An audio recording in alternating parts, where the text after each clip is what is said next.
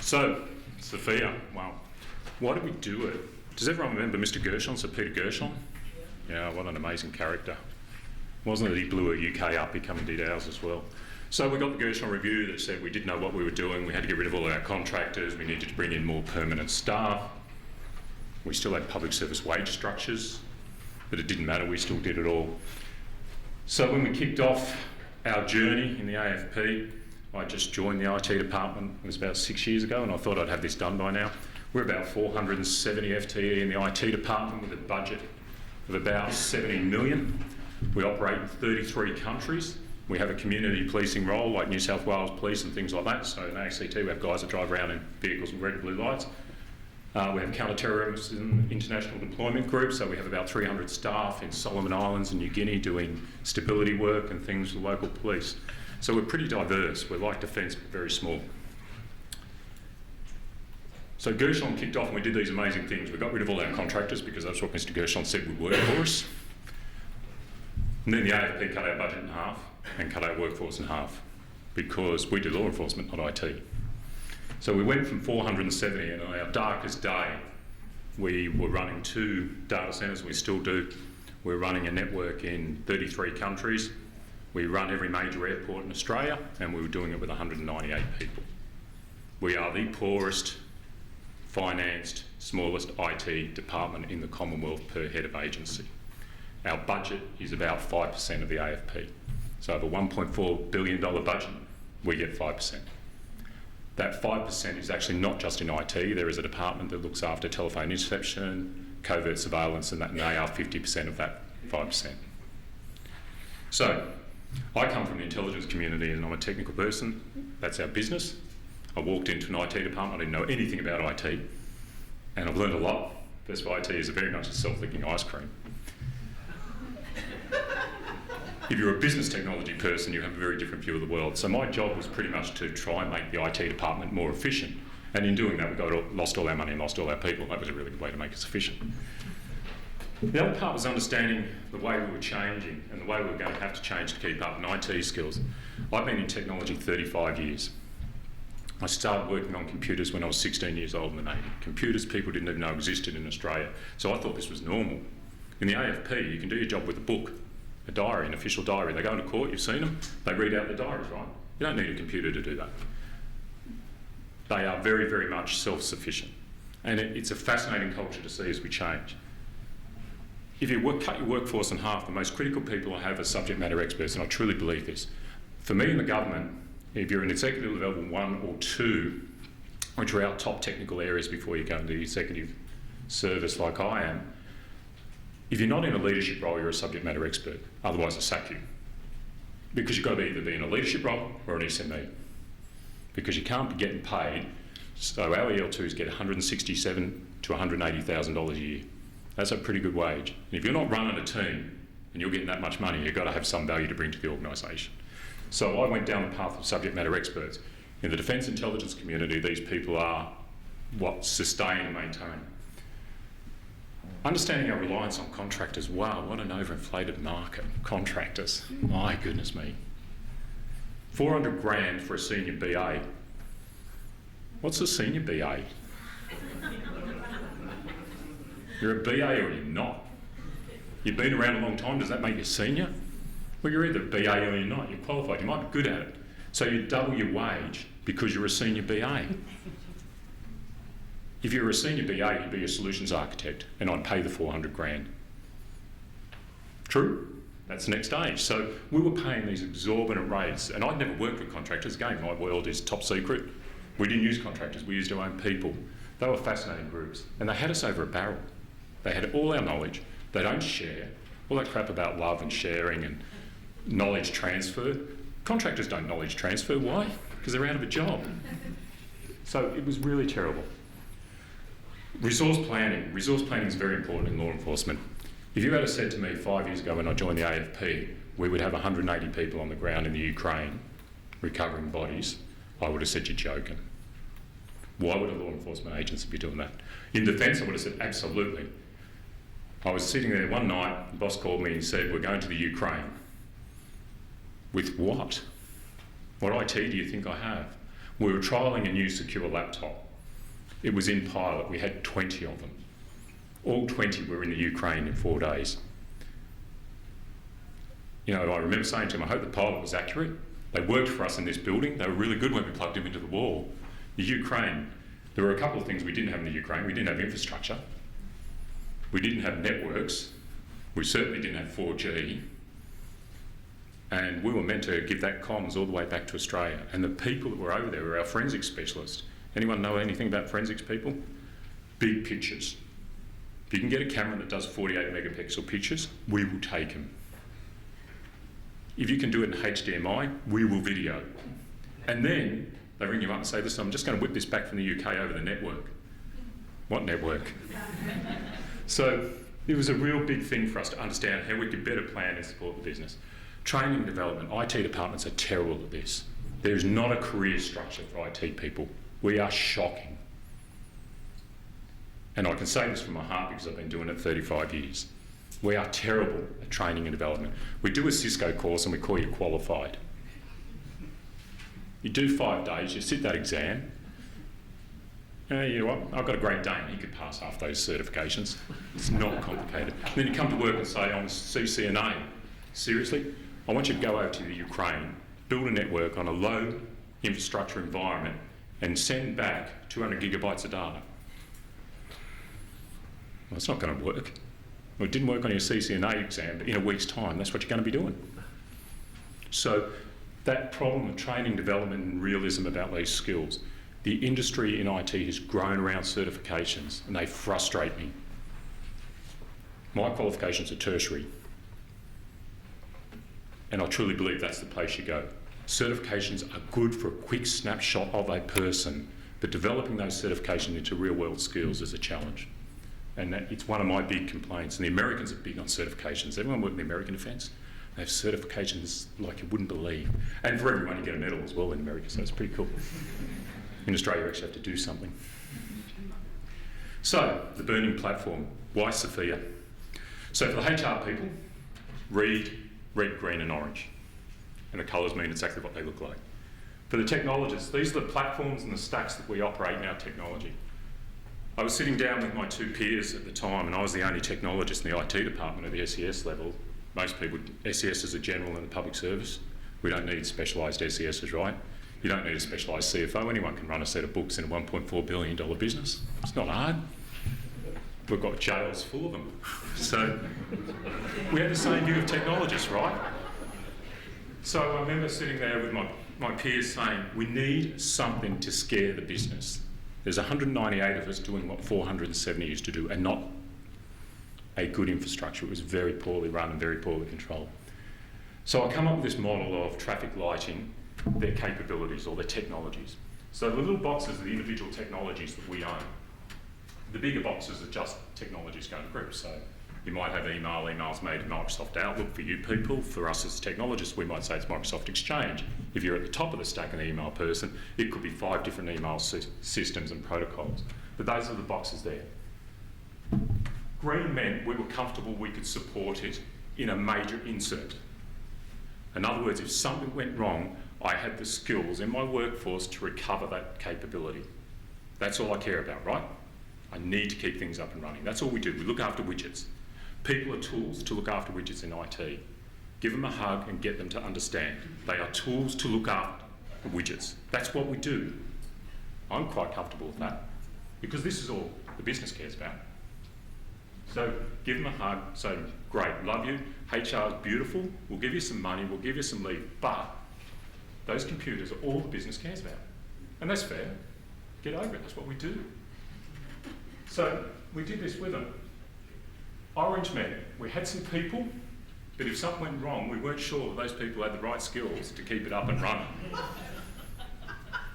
Red meant there was no one. So have a look at the red in here. We run 2 data centres, we operate in 33 countries, we operate all major airports, we have a $60 million radio network, which is actually made up of a network in every state in Australia, Solomon Islands, Norfolk Islands, Papua New Guinea, and East Timor are all radio networks that we run. We had 7 guys doing this. Imagine that, 3,000 500 sworn members in the AFP, and the key device that law enforcement want is push-to-talk radio, and we've got 7 guys. So this meant nothing. As a technologist, is anyone here a technologist? You can see this diagram's useless, isn't it, right? It's got no value at all. But by goodness, when you put it up in front of the business, they go, does red mean you've got no one? Yeah, absolutely. Orange means we're nearly no one. Then we did some really cool things. And we call this our subject matter expert list. So you must be an AFP 7, 8 or 9 to be a subject matter expert, because that's where we pay for the serious dollars. This is the top of SFIA, and that's how this works for us. They're recording it, so I was just asking if you could stay a bit closer to the mic. Okay, no worries. So we use these colour schemes, and what we then did was we add the blue and the purple. The blue and purple are really interesting. Now this is the scare one in the AFP. This is the SFIA one. Purple was capabilities that we knew were going to become redundant, and blue were capabilities that were coming online. Not only do we have this like this, we actually have the names against it. And imagine when you put the redundant colours and names on them. So this guy walks in, he's a subject matter expert, we love him, we hug him every day, we sit him behind a computer and we say, you know you're redundant in 2 years, right? And do you know what IT people read into that? Because they are very literal like I am, we're ones and zeros times. So careful how you do this. But what we did say to them, but have a look on the reverse side. We have what's coming. So you have 2 choices. We'll reskill you, or you can find a new job. And we'll help you do it. That's fair, right? Simple HR conversation. It's the way the business works. People don't have these conversations in the public service because you're worried you'll end up in some legal conversation. Many of my peers will tell you I'd have them a lot with IT people. Bring them in and say to them, what colour are you? I'm purple. Well, take the hint. Hug them and send them on their way. But seriously, that was how we started the conversation. And we put this in our strategic investment committee when they were making business decisions. When I started, we had 256 projects running. We had 5 programs. So is anyone MSP? So we're Prince 2 programs. 5 programs, and we had 6,000 BAU jobs in our queue. And we had a spreadsheet of it, and we'd give it to the business every week, and we say, here's what we're doing. And I said to them, seriously, if the business sees that spreadsheet, they think we're going to do it. So I got rid of the spreadsheet. There are 5 jobs. There are 10 projects, there are 5 programs. And it all started with a conversation about the skills of the people that can do this for you and the strategies you need to have in place. And this was all part of SFIA. Now, SFIA wasn't what we did. SFIA was one tool that come with TOGAF, COBIT, ITIL, Prince 2, MSP, you name it, we've got them all. We are flooded with governance. We have great frameworks. But SFIA was a really important one to us because fundamentally we had to have people to do the work. And I could not, for the life of me, see how some of the people we had that had been with us for 20 years had the skills that we were going to need for the next 20 years. Honestly, our skills did not match where we were going, and SFIA was important in that. So, our implementation of SFIA. This is pretty much the activities and the purpose for doing things. Personal development agreements, you know, those things that you sign off every 6 months, and we give you a pay rise, and we all go out feeling that we've done something. Recruitment. Well, HR people. This was really interesting for me because we're law enforcement. Now, we're not public service. We operate under the same financial rules. We are under a separate act. We're under the AFP Act. So we're sworn or unsworn in the AFP. So you're a cop or the rest. And if you think that's not the truth on the 5th floor, in our top floors, it's amazing to watch. But we're unsworn, we get that. Our recruitment people really only want to look after the law enforcement community. We have a college that does amazing courses, and they say to us, we're taking all your training money off you, go to the college. Great. I've got 3 people that I need to put through a Bachelor of Software Engineering. What's that got to do with policing? Well, you took my training budget. Every year, they sacrificed our training budget. They took it off us. You don't need it, go to the college. Which one of those green, orange and red boxes was going to be fixed in a law enforcement college?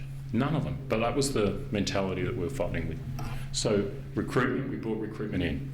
What we didn't do is we didn't send our people out to recruitment. We brought a HR specialist into our team, and we said to them, for you to help us, you can't tell us about recruitment. You've got to understand IT.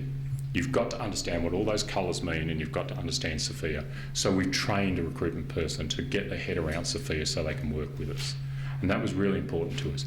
We didn't want to send our people out to them. We wanted them to come in. We do Agile project management. When I run an Agile project, I send my staff out to the business to sit with the business for 6 months to develop the product.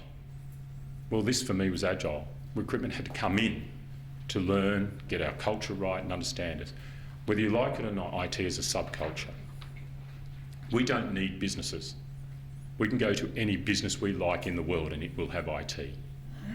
So we are very transient. And our workforces show that in Canberra. So we have to be very careful that if we don't provide them with the skills or the jobs or the, some quality of work, they will move fast in Canberra. And it moves with certified agreements. Every time an agency signs a new certified agreement, their pay rises come in, they move a bit higher paid than what we are, off goes the workforce. This is a reality of living in Canberra because they move around with certified agreements, and that's an important part for us. So bring recruitment in to ICT. Get them to understand the culture of what they're working with, because it doesn't work the other way. I own SAP too, so if they want me to do their stuff, quid pro quo. So it's a skill. Demand and capacity management, and we can talk a bit about that, and I run a fairly big one, but resource planning. I have 5 staff that are dedicated to HR demand and capacity management. I can tell you, if you want to slot a new project into my work list, I can tell you the skills that I am going to be requiring to do it and the impact across my whole workforce out to 18 months. I have 5 people that can do it, and they can do it in an hour. And that is all they do. They don't do demand and capacity management on systems. We have software to do that. It brings up massive graphs and colourful charts and little red and green lines. From the HR side, we don't. For every time the business says, listen, we've decided we want to put this new project in, we can get out to them and we can talk to them, and in an hour we can say, if you want to start this project, and we call them what we call the Jihadi window, a sliding window, we have a brief that goes up that says, here's what it looks like. Anytime you choose to put in your project, move everything from that point out. And this really matters because it may move your projects into new financial years. And if you're in the government, that financial year concern is really interesting. So it's just a conversation with the business. We don't care what you choose to do, it's your business, but understand what the impacts are. You can't just add something to a task list and think that it can be absorbed. And that's what demand and capacity do, and it's 5 people dedicated just to managing that for me, keeping an eye on that. And this is for projects, programs, and our BAU, what we call managed activities. And they do that all the time. So we know where everyone is. We do great time attribution. We know the hours that people work and where they're planning all their times, and we're very strict on it. Standard industries, we wanted to align with industry. We want to know what everyone else was doing, because I do want my staff to actually move on from the AFP one day and get other jobs. That's good. I'd like them to stay in Canberra. I'd love them to stay in the public service. That'd be great. But if they're not going to, give them options. But if you don't give them options, they will go, right? So make it attractive to stay. Train them and they'll stay. Don't train them, they'll go by nature. Resource planning has been done. We have a database that we run all this out of based on subject matter experts and skills right down through all of our workforce. So we've done all the SFIA assessments, self-assessments, our positions have been assessed and everything like that. I'm fascinated with the conversations about the skills of an individual in IT. When they come in the SFIA and say, what are skills you have? I'm a 35-year-old, I've been a 35-year veteran of technology. Java is a soft skill for me, thank you. C is a hard skill. Java is an easy software engineering language. Real software engineers do C. So we have very different views. But I could seriously take most of the skills in that stack and say I've done them. I'm a qualified enterprise architect. That's what I do now. I was a CTO of an organisation, so I understand that. What we said to them is we want each role to have about 4 or 5 skills. We weren't specific on it, and we did that. Then we said to them, okay, now let's look at you. We want to understand the primary skills you have for your role, but we want to understand all the other skills because we want to database that. So when I have to send 150 people or support 150 people in the Ukraine, those secondary skills are important. And don't forget that, because that's really important. And we do that often because we're small. So people say it's only those 5 to 6. Absolutely not. If you were a Java software engineer 10 years ago, but you haven't cut code in Java, but all of a sudden we need you, we will call on you. And we have a contract with our staff. They tell us their skills, and we ask them, if we require it, can we call on your secondary skills? So not the primary skills of your role. And in our database it says yes or no. So they actually get to say that we can call on their old skills if we want to. No one has said no. Everyone said, yeah, fine. And some of the skills we've called on are 10 years old. Our major IT system that supports AFP's business is 16-year-old bespoke. It has more lines of software code in it than an A380 Airbus that flies by itself and can take off by itself and land by itself. Think of that. We have more lines of software in our bespoke system to support the AFP than what an A380 Airbus has. And an A380 Airbus can take off and land without a pilot and fly without a pilot. So if you don't look at those skills from 16 or 17 years ago, you're in trouble because you're going to have to call back on them sometime. So don't forget they are important to your staff. And they're important to me because they are who I am as to where I got to. So don't write them off. Put them in the database. Keep them. Let them see that they're there. It doesn't hurt. And you never know when you're going to call on them. So that's our implementation of SFIA. We did a phased approach. Why not? Everyone does a phased approach. Here's the MSP people. Prince 2. Got to have a project. Got to have phases. So here's our phased approach. It's pretty slow, isn't it? Don't do this fast. Change like this in a workforce, IT people get very scared. Software engineers get very, very scared. You know, the higher up the skills stack you go in IT, the closer you get to the introverts that do not like you to change their world.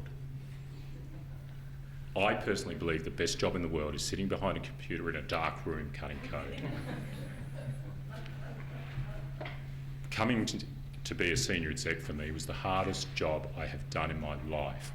Everyone wants to talk to you. Everyone wants a meeting. What is wrong with email? Seriously. Got to have a meeting because people say you've got to talk face to face to make decisions. It's the only way to do your job. Oh, that crap. The world's moved, people. We no longer do face to face. We have computers. Email is better. And you can type really loud in email. So that was our activity. So we're still doing it, actually. Have we got all the way through it? Yeah, pretty much. Key, we had a partner, which was ACS, that helped us. For everyone that doesn't know, in the federal government, we have a SFIA knowledge sharing group. If you're federal government, you can get an account on GovDex. There are 26 agencies currently at some stage of SFIA in the federal government. The newest member that we're training up and working with is Department of Social Services. They're just coming online now, so they're just about to start their SFIA journey. So every federal agency that's doing it is a member of that group, and we have a website or secure portal where we all put our documentation so everyone can just borrow it. You can take my database if you like, take some of my people if you like, but you can take my database if you like and read it. So we share all of this sort of stuff. So that's pretty much what it looks like for us on our phased approach. So that's the Prince 2 side, so everyone's happy, we've got governance. Okay, tick that off, the CFO will be happy. Challenges and lessons learned. Wow, lessons learned. Interesting, the presenter before me talked about the, oh my God, you're doing SFIA, you're going to sack me. There's probably a presentation. Has anyone heard about my staff presentation about SFIA in AFP? So we started the presentation like this, and I'll tell you, Chatham House rules, even though it's been videotaped. Someone said to me, is this all about sacking me? And I said, if it was that easy to sack you. Has anyone tried to get rid of someone in the public service? If this was the vessel, a few of us may have done it a long time ago. I said, no, it's a contract with us to ensure that you have the right qualifications, and that's what we've done. In their performance development assessments, they can actually look at the skills required in the position they've got. If they don't have the skills, we will contract in their performance to go and get them the skills. And their leadership team sign off on that. That is control. And as a manager, if my team leaders don't support it, guess what goes in their performance? If my EL2s, which are my coordinators. If they don't support it, guess what goes in theirs?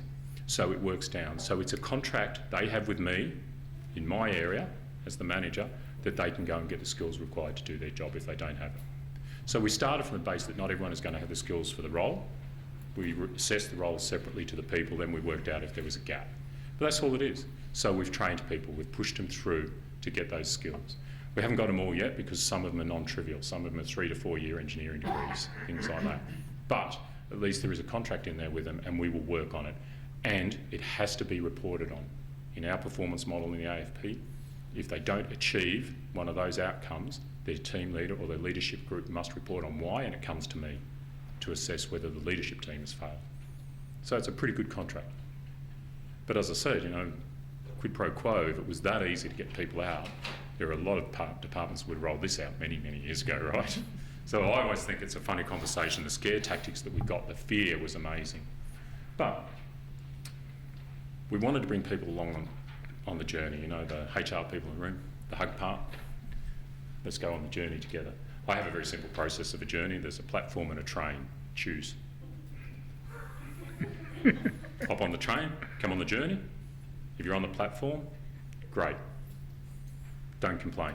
So we've got people that are happy doing their job. They don't want to get promoted. They don't want to progress. That's okay. But we have people that are very motivated that are on the train.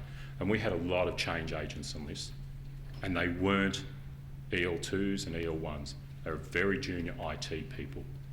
The best people in IT departments are graduates because we haven't smacked them down with legislation, governance and rules. They still think pure.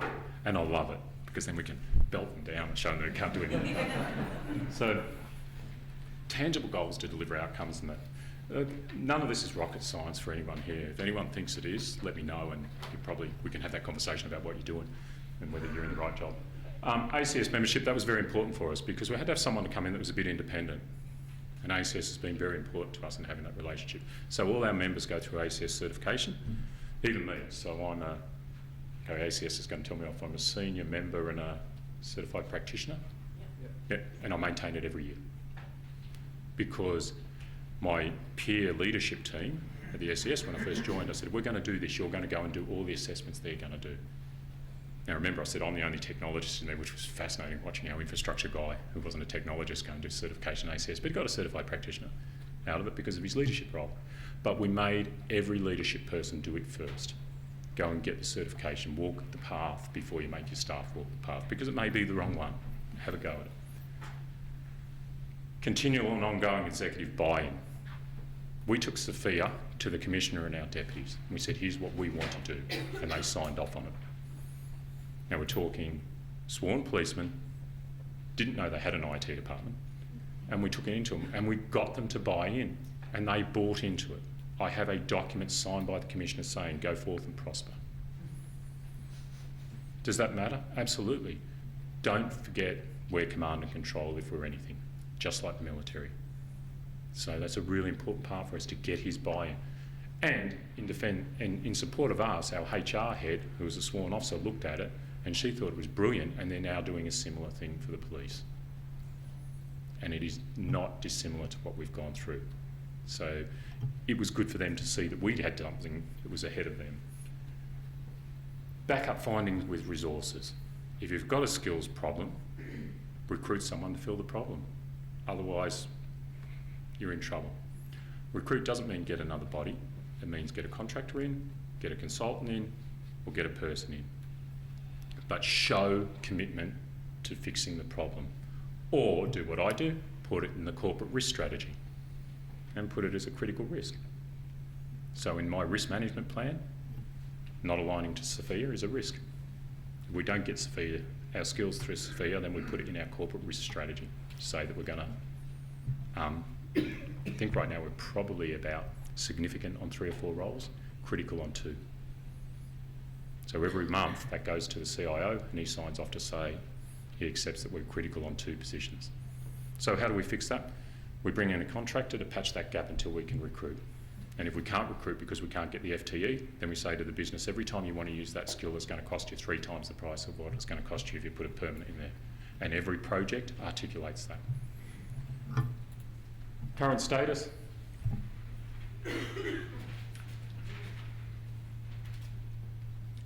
We're still working with the human resource management, not because we're not there, because they're bringing up the systems to support us. So our SAP, anyone know SAP? Everyone knows SAP. Not easy, right? So we're doing that. All our permanent contractor recruiting is done using SFIA. Our roles are all SFIA aligned. We go out to market for contractors. Our people can assess the contractors against SFIA. Very important conversation before. You heard about the cost to the person and things like that. Contractors in Canberra are very overinflated, underskilled, overinflated. Not sure which one you use. But seriously, the contractor market, challenge it. When a 20-year-old kid walks in your door and he says to you, I'm a senior software engineer, honestly, and we get this regularly from some of the companies, all the time, have something to challenge them. And we go back to the companies and say, we said SFIA 7, you've given us SFIA 2. And we will feed back on that model. So use it properly and be committed to doing it. I would love industry to do this. I would love industry when I buy software and that, and they send people in to tell me the SFIA skills of people. So our current structure, it's a bit bald there, but these are all of our areas. Our IT department sits under there. We don't have a CIO, we have a national manager, technology and innovation, because we had an organisational change, everyone changed names because that matters. So, but key to, I suppose, to see it is the complexity of a department of only 250 people right now we're at. That's, this level here is our EL2s. So that's how many EL2s. Now the sworn police get confused with that because a police officer runs 300 or 400 staff at that level. In IT, they run 3 or 4. And what we said to them, that might be totally appropriate. My chief architect is an EL2 and he has 2 enterprise architects working with him and they're all band 9s, which are EL2s. That's his team. But that's acceptable for me. But to have the conversation with the business, you have to be able to prove something to them, and we use SFIA to prove it. And when we pay, we can pay supplementary agreements, unlike public service. We can bring you in and throw you more money at you. We can use this to throw more money at people. So we do bring specialists in and supplement them. So it's a really good conversation to have with your HR people because they can see why we invest more. Simple example, I run plan and build. That means everything from idea, rack, stack, power, and cable I own in AFP. That's my job right now. Hopefully not soon. These are all my teams. Up here are the teams. You see the colours. In here are the methodologies and standards and frameworks we use. You will see SFIA goes across everything. So TOGAF, ITILs, COVID. These are the systems we use to do the jobs in the individual teams. And down here, these are the individual SFIA skills areas that the teams require. So we actually have it built into our structure in our plans. Sitting underneath that for each team, my project officer wrote this, she's lovely. So we're all reading it for the first time. For each one of those, this is demand and capacity management team. You can see here, so underneath the top part is demand, what demand is, what capacity management is. This comes out of the Australian Public Service Commission Workforce Planning Guide for us, so we align into there. And we have this for every team, but I suppose what I wanted to show you is the proof in the pudding. Over here are the SFIA skills required in that team positions. So it goes all the way through to the services we deliver. We've built it all the way down. And there is 3 or 4 layers underneath this. So each one of these teams, when we talk about business as usual or support operations, they are all broken down to what that actually means, and we can take those SFIA skills and align them directly into that. So that's how we've done ours. So questions? Yeah. It's not that interesting, everyone does it, right? Talk about burning platform. I suppose the reason people talk to me about burning platform, we didn't start from a HR position. We started from an oh my God position. We can't do it. And seriously, that's all it was. There was nothing to do with HR in this. It was, oh my God, how do we get the business to understand they're hurting us? And when you put a traffic light picture up like that, the business gets it very quickly. And throw a bit more red in there if you need. Questions? Yeah? On immigration down the road. Yeah, good luck, you've got it. We can identify pretty well everything you've said there, except how... Come to SFIA Forum. First thing we do is hug. Yeah. Yeah. I'm just wondering though, as you're a step ahead of us at the moment, with your assessments, how long has it taken you to get what percentage of assessments at this stage? Now we're talking our agency, we've got 1,600 so we've got a lot bigger. Yeah, they're showing off. Not long. We had some recalcitrants. You're talking about the self-assessments or the... Well, the self-assessments and then actually Doing it. and make sure that they are aligned. Took us about 12 to 18 months. The self-assessments were pretty quick. Everyone was amazing. Introverts were not amazing. Extroverts were really amazing. Business analysts, through the roof. Project managers, through the roof. Software engineers, down here. Didn't take long to do that. Validate them, yeah, it takes a while. And we have 5 people that are qualified to validate. So we have EL2s that can do the validation. So all EL2s must be qualified to validate. So what we're doing is slowly working through the EL2s. Very important to us. So remember that. Outward-looking people, business engagement people, highly skilled, amazing, know their stuff. Software engineers really mark themselves down because they're introverts. They just write software. They can fly a plane with software. That's just what we do. Business analysts can't even identify what a plane is until they sit with someone. Workforce skills, right? Does anyone work with software engineers, right? They play themselves down. So be very, very careful. We got both ends. We got people push themselves down and people blowing themselves through the roof. And there's a lot of leadership theory people and psychologist people out there that'll tell you why. And I'll tell you they're wrong. Any more? That was easy. Now, if you're in the government, if you're in federal government, even if you're in state and territory and you want to share the paperwork, we will happily, AFP will share any of its paperwork, any of its diagrams, any of that. Please come to us. We will happily share any of it. It's not classified. It's sensitive in that we prefer you not to sell it. If you do, please put our badge on it and give us a bit, because we could do with some money. But look, we will happily share it. And I know Grant is here. He's out, he's down the other one. Grant is here from IP Australia. They are way ahead of us. They are the best SFIA in the Commonwealth, SFIA implementation in the Commonwealth, I think. So, and they've got great motivation. So he's also here, but we'll share all our paperwork if anyone wants it, or any documents or how we did things. We can all have closed door about the scare and oh my God stuff. So, thank you.